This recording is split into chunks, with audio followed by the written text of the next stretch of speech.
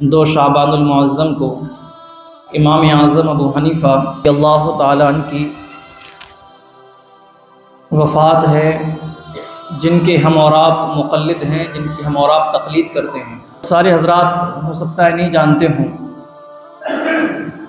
ہم جس امام کی پیروی کرتے ہیں، جن کے نقش قدم پر چلتے ہیں مسائل میں، جن کے مسائل کو ہم اور آپ فالو کرتے ہیں، چار امام ہیں کہ جن کے مسائل کو فالو کیا جاتا ہے، ان کے مسائل کی پیروی کی جاتی ہے۔ ان میں پہلے امام حضرت امام اعظم ابو حنیفہ، دوسرے امام شافعی، تیسرے امام مالک اور چوتھے امام احمد بن حنبل رضوان اللہ تعالی علیہم اجمعین ہیں۔ یہ چار وہ امام ہیں کہ جنہوں نے قرآن اور حدیث سے مسائل کو اخذ کیا، نکالا، احادیث سے، حدیثوں سے کس حدیث سے کون سا مسئلہ ثابت ہوتا ہے، یہ ان اماموں نے بیان فرمایا ہے۔ اس کے علاوہ بھی اور بہت سارے ائمہ نے مسائل بیان فرمائے، لیکن سارے مسائل جن اماموں کے لکھ کر کتابوں میں جمع کر دیے گئے وہ صرف یہی چار امام ہیں۔ اس کے علاوہ اور بہت سارے امام ہیں، لیکن کسی کے کم ہیں، کسی کے زیادہ، لیکن سارا مذہب ہر مسئلے میں کہ جس امام کے مسائل مرتب مدون ہوں، ان چار کے علاوہ کوئی دوسرا نظر نہیں آتا ہے۔ اس لیے تمام امت مسلمہ، اہل سنت والجماعت جتنے بھی ہیں، وہ سارے کے سارے وہ یا تو امام اعظم ابو حنیفہ کی تقلید کرتے ہیں، یا امام شافعی کی، یا امام مالک، یا امام احمد بن حنبل کی۔ اور اس کے علاوہ جو تقلید نہیں مانتے ہیں، جن کو غیر مقلد کہا جاتا ہے، وہ سیدھے راستے سے ہٹے ہوئے بد مذہب، گمراہ، بد دین ہیں، کیونکہ وہ ہر مسئلے میں اپنی ضرورت کے اعتبار سے، بہت ساری مرتبہ ایسا ہوتا ہے کہ جو حدیث منسوخ ہیں، جن حدیثوں کا حکم ختم ہو چکا ہے، وہ ان پر بھی عمل کرتے ہیں، طبیعت کے اعتبار سے بھی وہ عمل کرتے ہیں۔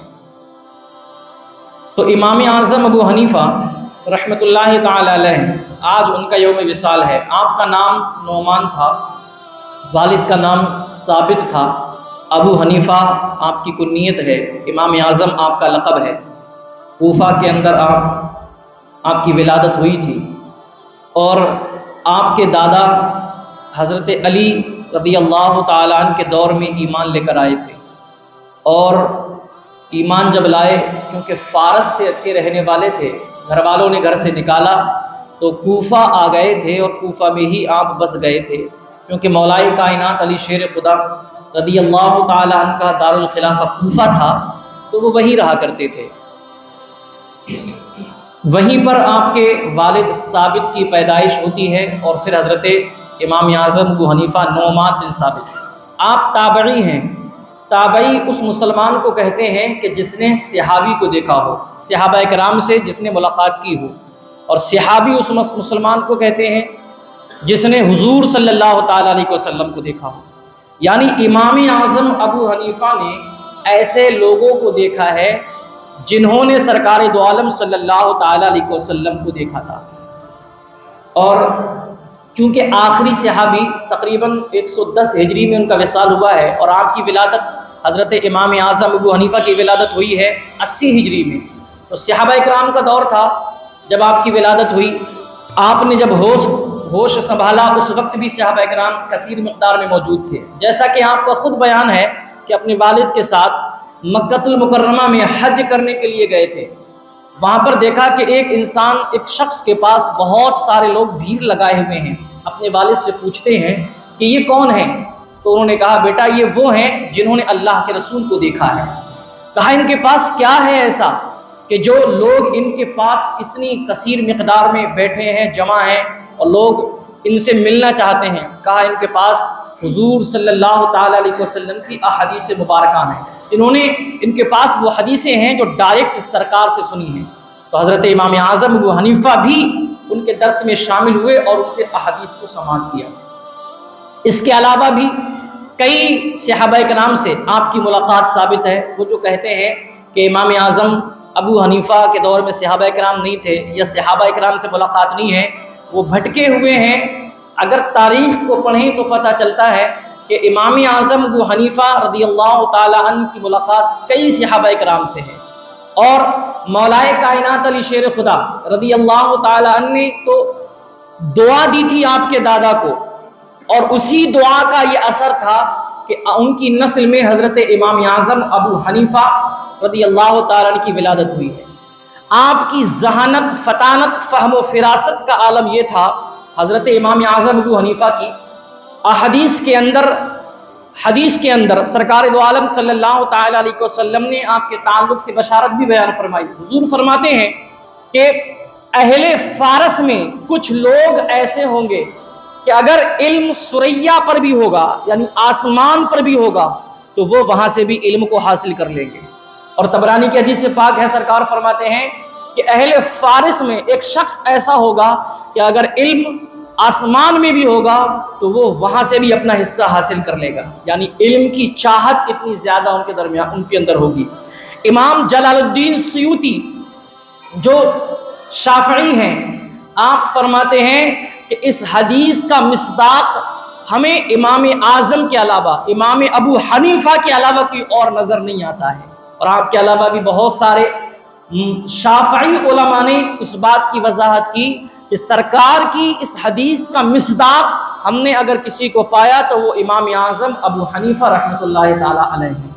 آپ کی ذہانت و فطانت کا عالم یہ تھا حضرت امام اعظم ابو حنیفہ کی۔ اولاً تو ابتدائی دور آپ کا جو گزرا ہے اس میں علم دین حاصل کرنے کے بعد کوئی بہت زیادہ رغبت نہیں تھی، آپ کاروبار کی طرف آپ کا رجحان زیادہ تھا، لیکن آپ کے استاد نے آپ کی ذہانت کو دیکھا، آپ کی فہم و فراست کو دیکھا تو سمجھایا کہ تم کاروبار کو چھوڑو اور علم دین میں لگ جاؤ، اس لیے کہ تمہارے پاس جو ذہانت ہے، تمہاری جو سمجھ ہے وہ ہر کسی کو میسر نہیں ہوتی ہے، جیسی سمجھ تمہارے پاس ہے تم علم حاصل کرو تاکہ لوگوں تک دین کا پیغام پہنچاؤ، لوگوں تک دین کی خدمت کرو۔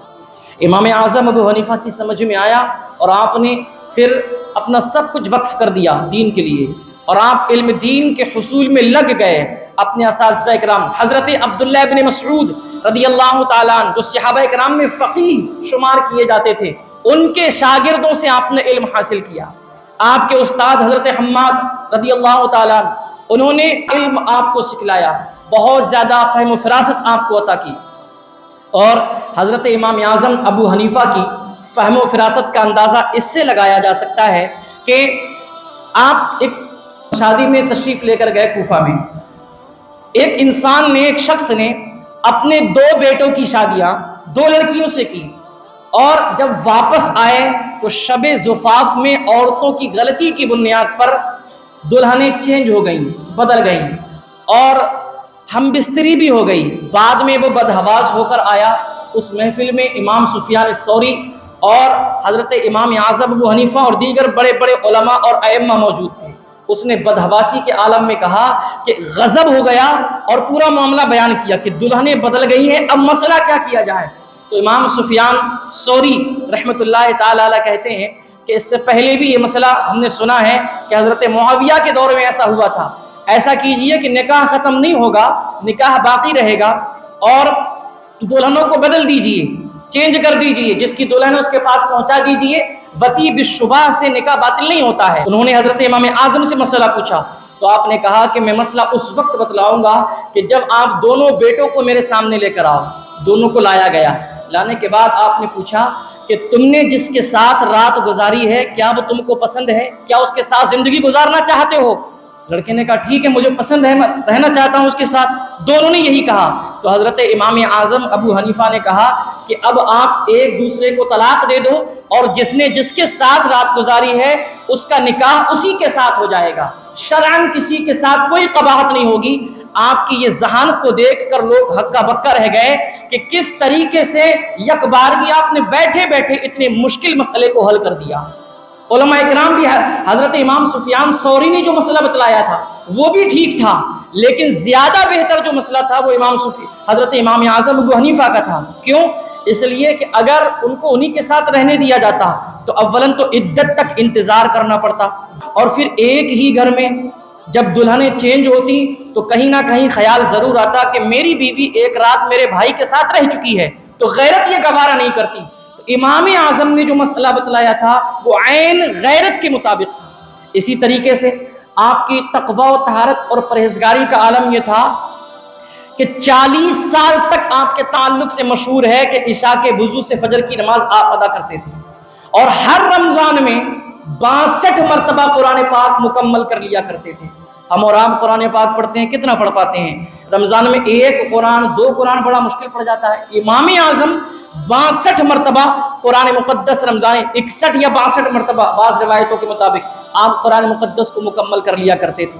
اور آپ کی عاجزی و انکساری کا عالم یہ ہے، آپ کا قرض ایک یہودی کے اوپر ہے، آپ اس کے دروازے پر جاتے ہیں قرض مانگنے کے لیے، لیکن جب اس کے پاس پہنچے تو آپ کی چپل سے کیچڑ اچھل کر کچھ اس کی دیوار پر لگ گیا۔ اب آپ نے سوچا کہ اگر میں اس کیچڑ کو صاف کرتا ہوں تو اس کی مٹی بھی چھٹ کر آئے گی۔ مسئلہ کتنا باریک ہے یہ سمجھیے کہ اگر کیچڑ کو صاف کرتا ہوں تو اس کی مٹی دیوار سے چھٹ کر آئے گی، کیونکہ کچی دیوار ہوتی تھی، اور اگر نہیں صاف کرتا ہوں تو میری وجہ سے اس کی دیوار گندی ہوئی ہے۔ دونوں چیزوں میں آپ نے غور و فکر کیا، کروں تو کروں کیا؟ حالانکہ اگر معمولی سی مٹی چھٹ کر آ بھی جاتی تو کوئی بڑا مسئلہ نہیں تھا، لیکن جانتے تھے کہ حقوق العباد میں جب بندہ گرفتار ہوتا ہے اور اللہ رب العالمین جب پکڑ کرتا ہے تو اگر کسی کے چھپر کے پھوس سے ایک تنکا نکال کر آپ نے اپنے دانت میں کھلال کیا ہے تو اس کی بنیاد پر بھی کبھی کبھی پکڑ ہو جاتی ہے۔ آپ یہ سوچ ہی رہے تھے، دروازے پر دستک دی کہ فوراً نکل کر آیا۔ اس نے سمجھا کہ شاید یہ مجھ سے اپنا قرض مانگنے کے لیے آئے ہیں، تو وہ ٹالم ٹول کرنے لگا۔ آپ نے کہا قرض کی بات بعد میں کریں گے، میری وجہ سے تمہاری دیوار گندی ہوئی ہے، اب یہ بتاؤ کہ میں اس کو صاف کیسے کروں، جیسا آپ چاہو جس پر راضی ہو جاؤ۔ اس نے جب امام اعظم کی اتنی عاجزی و انکساری دیکھی اور حقوق العباد ادا کرنے کا معاملہ اتنا زیادہ دیکھا تو اس نے کہا اے ابو حنیفہ، اب دیوار کی کیچڑ بعد میں صاف کرنا، پہلے میرے دل کی کیچڑ صاف کرو اور مجھے کلمہ پڑھا کر مسلمان کرو۔ اور وہ اسلام لے آیا، مسلمان ہو گیا۔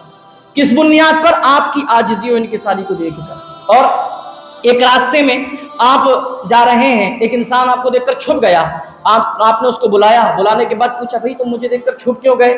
کہا چونکہ آپ کو مجھے 1000 درہم دینے ہیں اور میرے پاس ابھی ہے نہیں، تو میں اس لیے چھپ رہا ہوں، کہیں ایسا نہ ہو کہ آپ مجھ سے مانگ لیں۔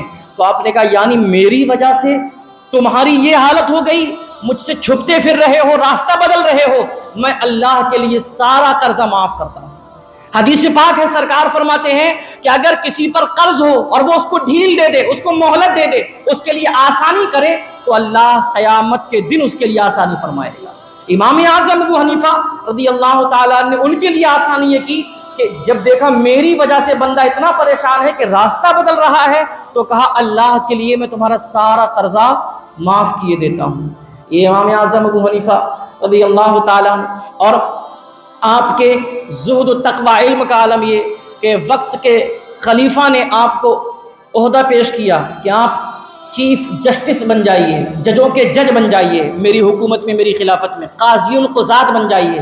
آپ نے منع کیا، انکار کیا، نہیں میں اس لائق نہیں ہوں۔ تو اس نے کہا نہیں آپ جھوٹ بول رہے ہیں۔ امام اعظم نے یہ کہا کہ میں اس لائق نہیں ہوں کہ میں چیف جسٹس بنوں، ججوں کا جج بن جاؤں، قاضی القضات بنوں۔ تو اس نے کہا آپ جھوٹ بولتے ہیں۔ تو امام اعظم نے برجستہ جواب دیا کہ جب میں جھوٹ بول رہا ہوں تو جھوٹا بندہ تو ویسے ہی اس لائق نہیں ہوتا ہے کہ اس کو قاضی بنایا جائے۔ جب آپ نے یہ جواب دیا تو وہ ہکا بکا رہ گیا کہ اس نے، امام اعظم نے لاجواب کر دیا۔ اب چونکہ بادشاہوں کا مزاج ہوتا ہے کہ اگر ان کی مرضی کے مطابق کام نہ ہو تو وہ کچھ نہ کچھ بدلہ ضرور لیتے ہیں۔ اس نے سوچا کہ یہ میری توہین کر رہے ہیں، اس نے امام اعظم کو گرفتار کیا اور گرفتار کرنے کے بعد جیل کے اندر ڈال دیا، اور تشدد ہوتے رہے کہ قاضی کا عہدہ قبول کرو، جج کا عہدہ قبول کرو، اور آپ انکار کرتے رہے۔ یہاں تک کہ تواریخ میں لکھا ہے کہ روزانہ 10 کوڑھے آپ کے سر پر مارے جاتے تھے، اور اس طریقے سے 110 کوڑھے امام اعظم ابو حنیفہ کے سر پر مارے گئے تھے۔ اور جب لوگوں کو پتہ چلا، چونکہ آپ ایک بہت بڑے امام تھے، علم زہد و تقوی کا آپ کا بڑا شہرت تھا، تو لوگ یہاں تک کہ جیل کے اندر بھی آپ سے لوگ علم حاصل کرتے تھے۔ آپ کے شاگرد خاص حضرت امام محمد رحمۃ اللہ تعالی جیل کے اندر علم حدیث آپ سے پڑھتے تھے، علم فقہ آپ سے پڑھتے تھے۔ امام اعظم ابو حنیفہ سے۔ تو خلیفہ منصور نے جب یہ دیکھا تو اس نے سوچا کہ اگر یوں ہی معاملہ رہا تو ایک دن ایسا ہوگا میرے خلاف بغاوت ہو جائے گی۔ اس نے یہ چال چلی کہ امام اعظم ابو حنیفہ رحمۃ اللہ تعالی علیہ کو زہر دے دیا گیا، اور اسی زہر کی بنیاد پر آپ کا انتقال ہوتا ہے، آپ کا وصال ہوتا ہے 150 ہجری 2 شعبان المعظم، یعنی آج کی جو تاریخ ہے 2 شعبان کو امام اعظم ابو حنیفہ رحمۃ اللہ تعالی علیہ کا انتقال پرملال ہو جاتا ہے۔ اس کے علاوہ بھی اگر ہم امام اعظم ابو حنیفہ کی زندگی کا مطالعہ کر کے دیکھیں، آپ کی پرہیزگاری کا ایک عالم یہ بھی تھا کہ 1500 درہم کا آپ کے پاس ایک لباس تھا۔ درہم 10 درہم کی درہم چاندی کے سکے کو کہتے ہیں، اور 10 درہم کی قیمت ہمارے ہندی روپیہ کے اعتبار سے ہوتی ہے تقریباً 23 یا 2500 روپے 10 درہم کی، اور آپ کے پاس 1500 درہم کا ایک لباس تھا۔ اور رات کو جب آپ عبادت کے لیے کھڑے ہوتے تو اچھی طریقے سے طہارت حاصل کرنے کے بعد، وضو کرنے کے بعد اس قیمتی لباس کو پہنتے تھے، اور پہننے کے بعد پھر اللہ کی بارگاہ میں عبادت کے لیے کھڑے ہو جاتے۔ کسی نے کہا کہ آپ رات میں اتنا زیادہ اہتمام کرتے ہیں عبادت کا اور اتنا قیمتی لباس پہنتے ہیں، تو کہا تم لوگ جب دنیاوی بادشاہوں کے دربار میں یا حاکموں کے پاس جاتے ہو تو کیسے نئے نئے کپڑے پہن کر جاتے ہو؟ میں بادشاہوں کے بادشاہ کے دربار میں جا رہا ہوں، اللہ کے حضور جا رہا ہوں، تو کیوں نہ سب سے زیادہ وہاں پر اہتمام کرنے کے بعد اچھا لباس پہن کر جاؤں۔ اس لیے علماء فرماتے ہیں کہ زیادہ ہارتے لباس میں یا زیادہ گندے لباس میں یا ہلکے لباس میں نماز پڑھنا ہی مکروہ ہے۔ جیسے کہ بہت سارے لوگوں کو ہم نے دیکھا ہے کہ وہ کام کرتے ہیں، اگر جیسے مان لیجیے کسی کا گریسنگ کا کام ہے، اس طریقے کے کپڑے کالے پڑ جاتے ہیں، اب وہ اگرچہ پاک ہیں نماز ہو جائے گی، لیکن اتنے گندوں میں کئی لوگوں کو ہم نے دیکھا 1-2 جگہ کہ وہ اسی کام کرتے ہیں، وضو بنایا ہو کر نماز پڑھنے لگے، اب کپڑوں پر وائٹ کپڑے پہنے ہوتے ہیں تو گریس کے داغ، تیل کے داغ لگے ہوئے ہوتے ہیں۔ فرمایا ایسے کپڑوں میں بھی نماز پڑھنا مکروہ ہے۔ کیوں؟ اس لیے کہ تم اللہ کے حضور آ رہے ہو، اللہ کے دربار میں آ رہے ہو۔ اور خوشبو کا بہت زیادہ استعمال کیا کرتے تھے، خوشبو آپ کی پہچان بن گئی تھی، لوگ خوشبو سے پہچان لیا کرتے تھے کہ امام اعظم ابو حنیفہ رحمۃ اللہ تعالی علیہ آ رہے ہیں۔ اس کے علاوہ بھی اگر ہم آپ کی زندگی کو پڑھ کر دیکھیں تو امام اعظم ابو حنیفہ رضی اللہ تعالیٰ عنہ کی پوری زندگی شریعت اسلامیہ کے مطابق، اور آپ کی زندگی کا سب سے بڑا ذخیرہ انسان لوگوں کے لیے، امت مسلمہ کے لیے فقہ کی شکل میں ہے۔ کسی بھی گوشے سے تعلق رکھتے ہوں، ہر چیز کے تعلق سے آپ نے یا تو مسئلہ بیان فرما دیا ہے یا ایسے اصول اور ضابطے بیان کر دیے ہیں کہ آپ ان اصول اور ضابطوں کے تحت رہ کر آپ احادیث اور قرآن کی روشنی میں اپنے مسئلوں کو حل کر سکتے ہیں۔ جو اپنے آپ کو غیر مقلد کہتے ہیں ان سے بھی معلوم کر لیجئے، جب تک وہ ہدایہ پڑھ نہیں لیتے ہیں تب تک عالم نہیں بنتے ہیں۔ ہدایہ جو امام اعظم ابو حنیفہ کے لکھے ہوئے اصول و ضوابط پر مشتمل ہے، آپ کے مسائل پر مشتمل ہے، جب تک وہ کتاب وہ بندہ پڑھ نہیں لیتا ہے عالم نہیں بنتا ہے، چاہے وہ اپنے ہوں یا بیگانے، چاہے مقلد ہو یا غیر مقلد، وہابی ہو یا سنی، کوئی بھی ہو، جا کر دیکھ ان کے مدرسوں میں بھی آخری جماعت میں ہدایہ ضرور پڑھاتے ہیں، امام اعظم کی مسلک کی یہ کتاب، اور اسی کتاب کو پڑھ کر وہ پورے مولوی بنتے ہیں۔ کتاب ہدایہ پڑھے بغیر تو مولوی بھی نہیں بن سکتے، منہ چاہے جتنا بجا لیں کہ وہ غیر مقلد ہیں، تقلید نہیں کرتے ہیں۔ یہ امام اعظم ابو حنیفہ رضی اللہ تعالیٰ عنہ کی شان ہے، جن کا آج یوم وصال ہے، جن کے ہم اور آپ تقلید کرتے ہیں، مقلد ہیں، اور انشاءاللہ تبارک و تعالی اللہ رب العالمین کی ذات سے یقین کامل ہے پروردگار عالم اپنے برگزیدہ اور محبوب بندے کے صدقہ و طفیل ہم سب کی بخشش و مغفرت فرمائے۔